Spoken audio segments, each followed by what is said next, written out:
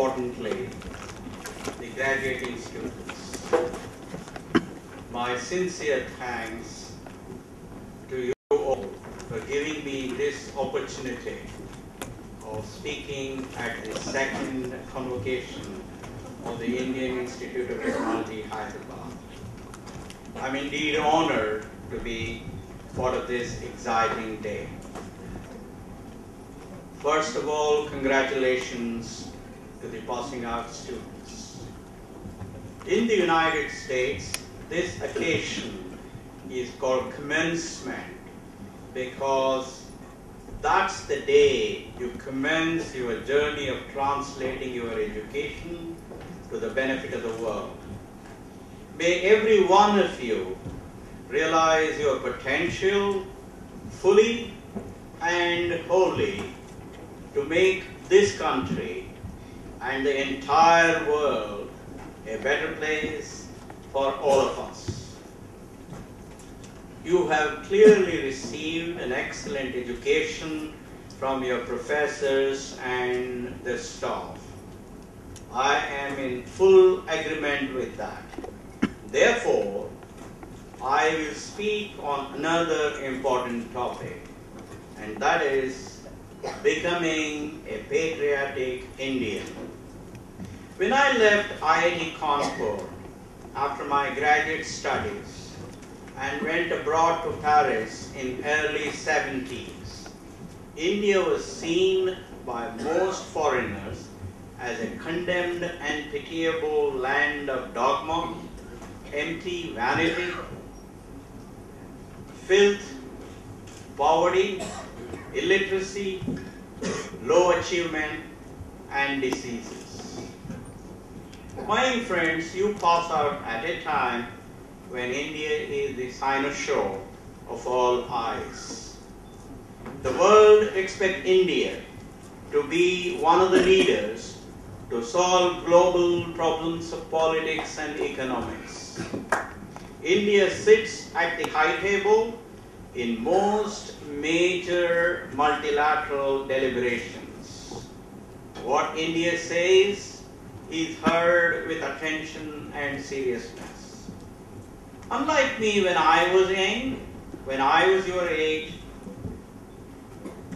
you have that rare opportunity and extraordinary responsibility of strengthening this newfound respectability of India. While this India I talked about brings lots of cheer to me and to you and everybody assembled here, there is another India that causes tremendous concern to you and to me, and of course everybody else gathered here.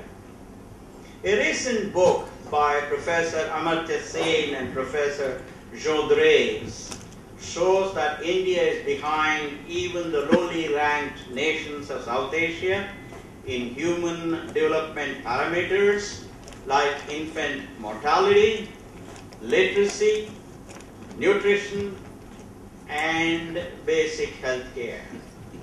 It is this India, my young friends, that needs your attention as a patriotic India. What is patriotism? To me, patriotism is not just singing our national anthem or draping oneself in our national flag. They are important and necessary, but not sufficient. To me, patriotism is about working ethically and wholeheartedly in our chosen spheres to enhance public good for one's country. What do I mean by that? It means working efficiently, swiftly, effectively, honestly, enthusiastically, and in a disciplined and cooperative manner with the interfaces of the state and the central governments to make our public governance strong, robust, and enduring. It is about conducting ourselves in a manner that enhances the confidence of our next generation in our public institutions. It is about making the next generation proud of our country through our actions. It is about performing our jobs with discipline, commitment, and dedication in our own companies, wherever we work, to ensure that our country gets enough taxes to provide decent education, healthcare, nutrition, and shelter for the weakest child in the country. It is also about enhancing the prestige of India abroad through our performance on international platforms. This is particularly true for those of you who will go abroad. It is about asking whether every one of our actions will make India a better place. Naturally, you will ask what you, a first-class engineer, can do in this gigantic task of improving public governance. After all, being engineers, there is not much interaction you would have with the state agency unless you happen to be a civil servant. Let me say, therefore, that your first task is to be a patriotic Indian and ask before every action of yours whether that will make India a better place for future generations. What is the first step to achieving your dream of being a patriotic Indian? My friends, it is your duty to vote for the best candidate, irrespective of religion, caste, and region. Remember that democracy does not stop at holding fair and free elections once in 5 years. It requires electing merited candidates who will show courage and character to make every sacrifice required to legislate and govern honestly, smartly, swiftly, and with integrity of thought and purpose. Democracy succeeds only if we create strong and enduring institutions of the state and effective watchdogs of the civil society. Therefore, my young friends, please register to vote. Spend some time in evaluating candidates, overcoming biases of caste and religion. Choose the candidates solely based on their performance. Please go to the polling booth on the voting day and cast your vote.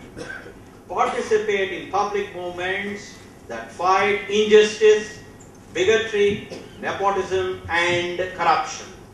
This is your sacred duty, one that has to be discharged mandatorily if you want to be a patriotic Indian and if you want a better India. Remember that a happy mind achieves bigger things than otherwise. Therefore, have fun, be happy, and make people around you happy. Now let me close with the words of Rudyard Kipling on how to live. And these are the words of Rudyard Kipling. He said, if you can keep your head when all about you are losing theirs and blaming it on you, if you can trust yourself when all men doubt you, but make allowance for their doubting too, if you can wait and not be tired by waiting or being lied about, don't deal in lies, or being hated but don't give way to hating, and yet you don't look too good nor talk too wise. That's extremely important. Don't try to talk too wise.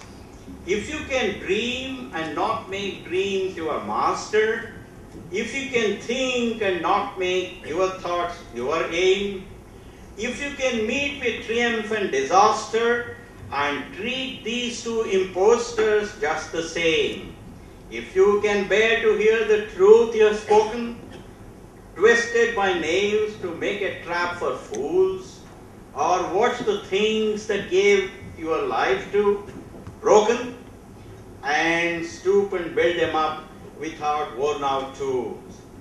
If you can make one heap of all your winnings and risk it on one turn of pitch and toss, and lose and start again at your beginnings, and never breathe a word about your loss. If you can force your heart and nerve and sinew to serve your turn long after they are gone, and so hold on when there is nothing in you except the will which says to them, hold on.